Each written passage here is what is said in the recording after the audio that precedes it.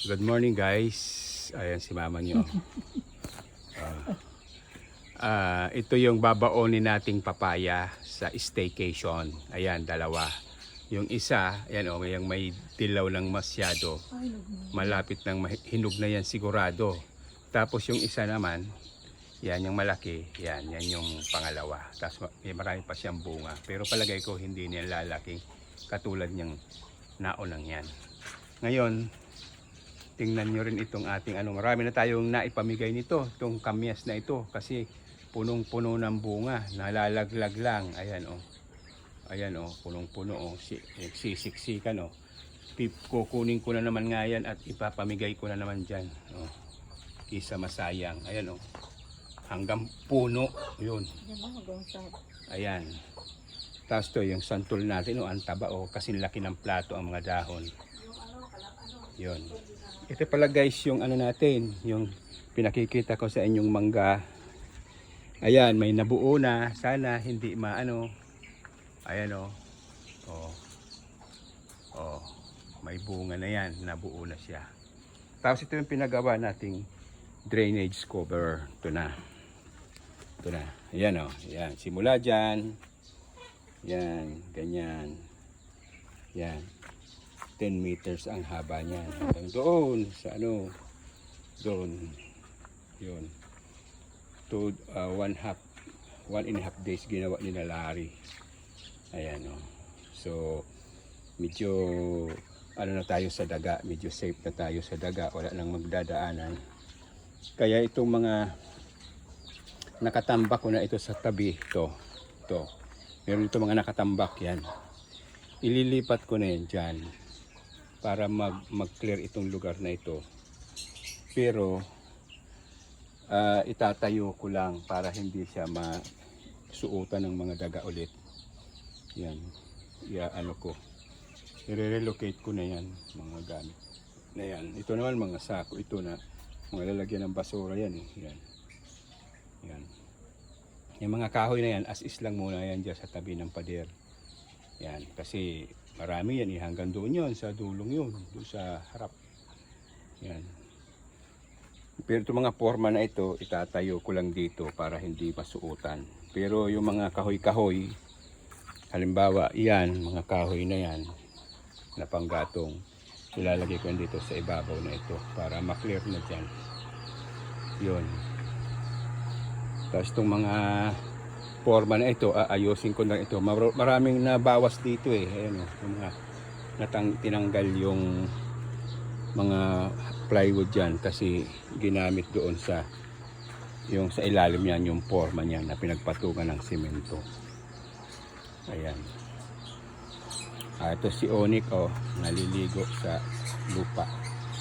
Ayan, Onik, hello. Say hello, Onik. Onik, hello daw. Ito naman yung mga sisiw, malalaki na. Ayan sisiw. 5. 3 puti, 2 may kulay. Yan, so ang nanay gustong siyang nasa unahan. Ang sisiw pala natin, 3 tandang at 3 lalaki at 2 babae. Ang babae yung 2 yan na walang buntot. Yun ang mga lalaki, yung may mga buntot na. Yun. Yung ang pakpak ay hanggang buntot. Ito kasing mga babae, ang pakpak hindi pa nakatapat sa puwet. Kita mo, bilog ang puwet. Babae yan. Yan. So, sayang nga yung isa eh. At nasila ng daga. Pero, di bali. Ito yung may isa pa ako dito ng papaya eh na ito lang mababa lang yan mababa lang pero may bulaklak na ayan palagay ko mababa lang, bonsai lang ito, ayan may malaki ng bulaklak so bubunga na yan.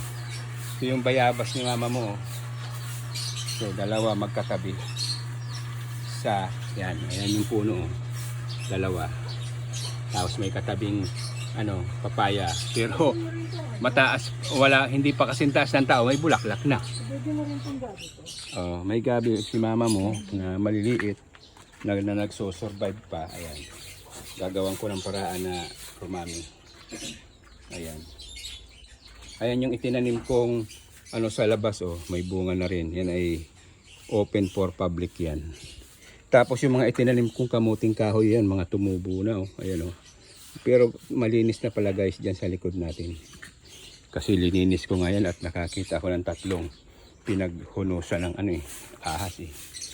Tapos yung tanim kong tanglad, ayan oh, marami na.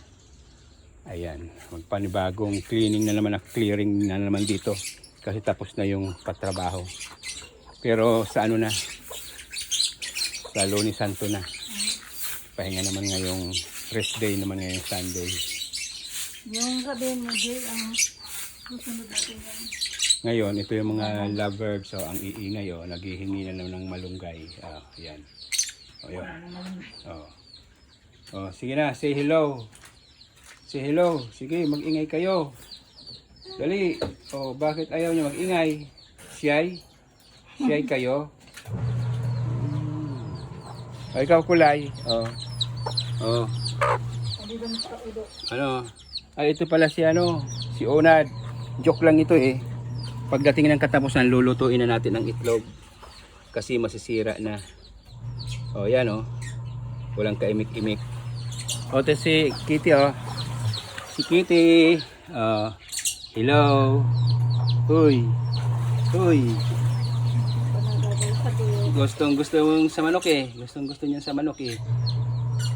Gusto niyang kalaruin ng mga manok. Mabuti na lang at nakakulong, hahabulin niya yan. O, Onik. Kumusta ka naman daw, Onik? Onik. Oh. Ayan, lumalapit si Onik. Akala pakakainin ko. Ayan. Okay.